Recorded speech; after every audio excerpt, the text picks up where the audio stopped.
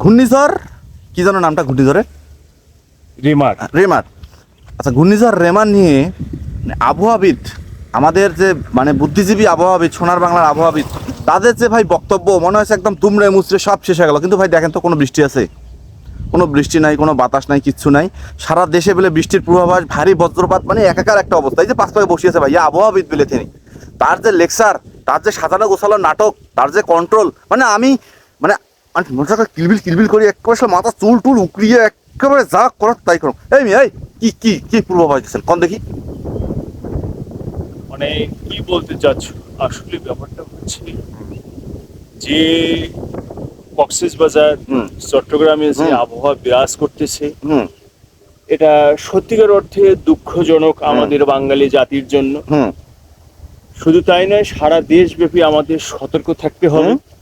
হুম হুম। আবহাওয়াতে এই বিষয়গুলোই উঠে আসছে। হুম এখন আপনি বলতে পারেন আমাদের এই অত্র এলাকায় উত্তরবঙ্গে তথা রংপুর বিভাগে কোনো তো এর সিটি ফোটাও নাই।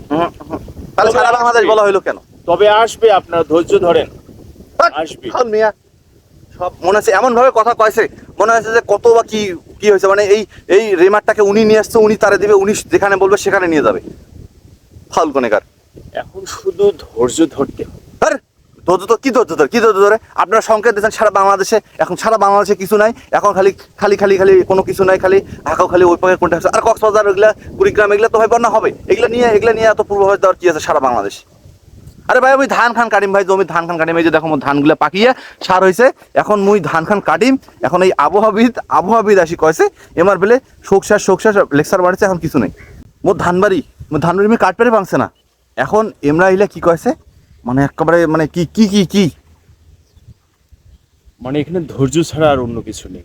ধৈর্য। আরে ভাই বৃষ্টির জন্য, ঝড় বাতাসের জন্য বলে ধৈর্য ধরে লাগবে, মানে কি আসলে কি এগুলা যে টাকা দিয়ে যে থুইছি, মানুষ যেগুলো যে টাকা দিয়ে থুইছে এই আবহাওয়াবিদ, হ্যাঁ, খালি খাইছে আর ভুড়ি বাড়াইছে, আর দেখেন না একবারে মনে হচ্ছে যে অস্ট্রেলিয়ান গাইগুলার মতন খালি জমেছে।